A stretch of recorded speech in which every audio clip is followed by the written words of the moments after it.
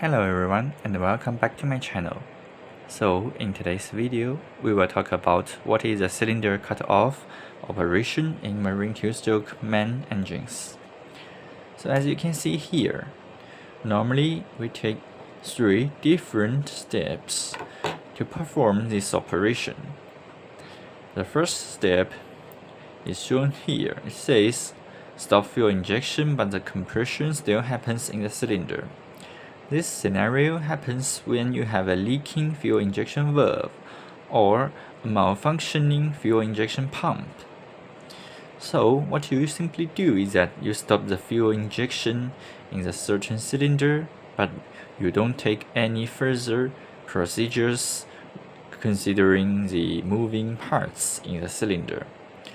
So since the compression still happens there, enough heat will be generated by the compression stroke. So the cooling water still need to be supplied to the exhaust valve and cylinder liner. Also, since the moving parts are still there, lubricating oil should never be cut off during this operation. So the second scenario is that you stop the compression. This happens like if the piston head have leaking or cracked, like minor crack. So aside from stop the fuel injection, you hold the exhaust valve in its opening position. Also, you disengage the hydraulic plunger for driving the exhaust valve. You can see that here is the exhaust valve and this one is its hydraulic pump driving system. However, this is this is the Artiflex engine, so this is an electric controlled diesel engine. It's different from what we are talking here. So the third one basically is that you remove the moving parts because they have like major damage in bearings or the gland or like something else.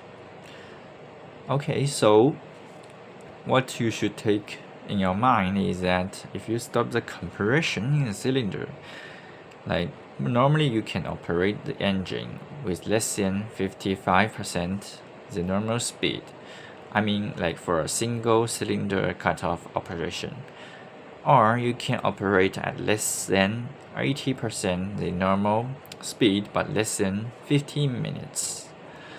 So what I would like to talk detailedly today is that why you should reduce the engine speed while doing such an operation. Of course, if you still maintain the MCR speed, the engine will be overloaded since you are losing one cylinder and the lost power need to be supplied with the left cylinders, right?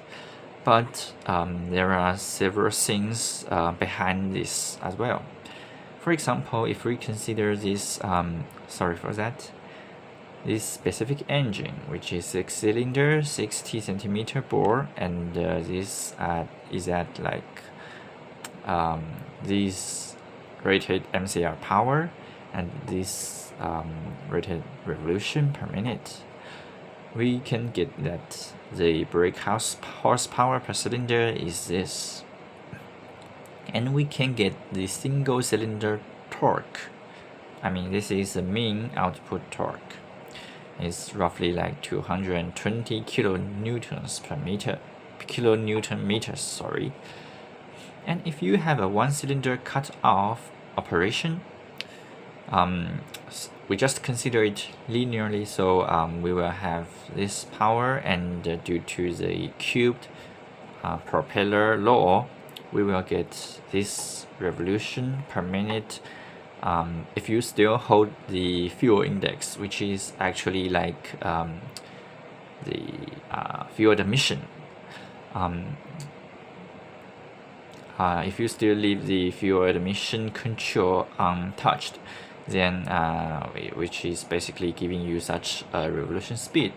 And if you use this speed to calculate the torque of the single cylinder mean torque now, you will get a higher torque.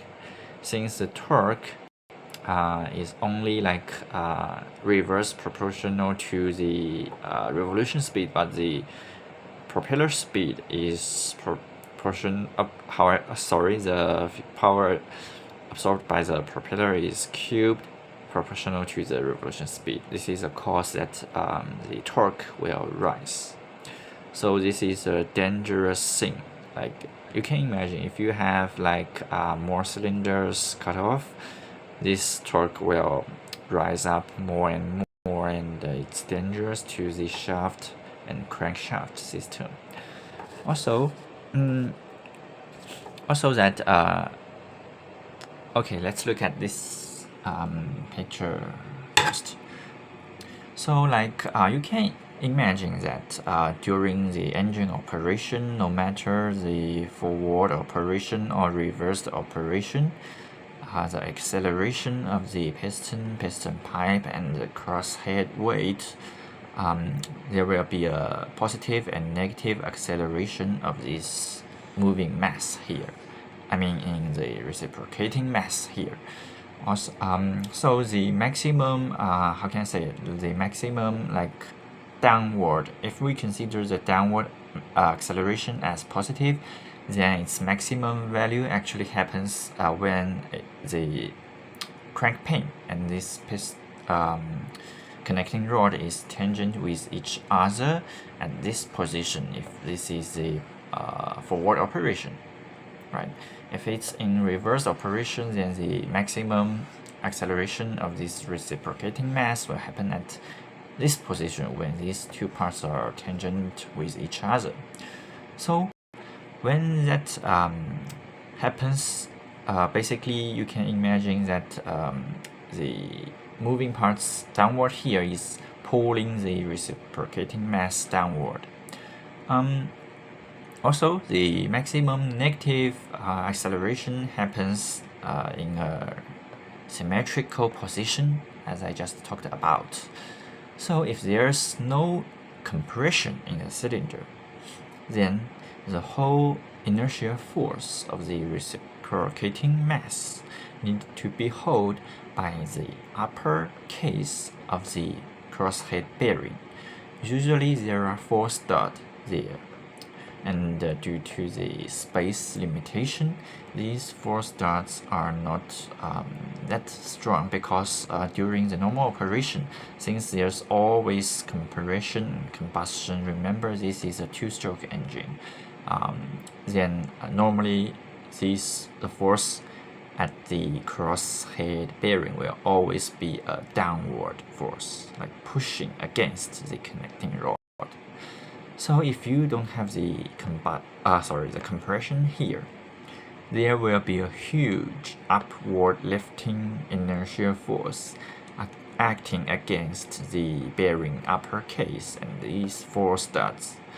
And actually during my previous video, there is a simulation and there is a curve showing the force acting on these parts with respect to the crank angle, and I will put a link below this video. So that's the reason that in the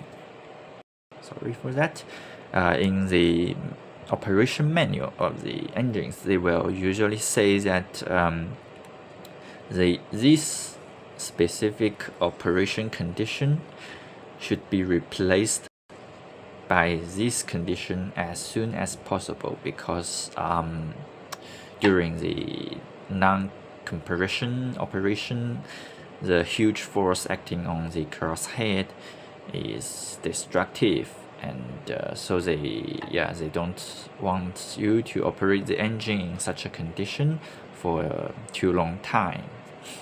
So I think that's most of the things I would like to talk about in today's video, and if you still have anything else to ask, you can just comment under this video, and thanks for watching. Have a good day.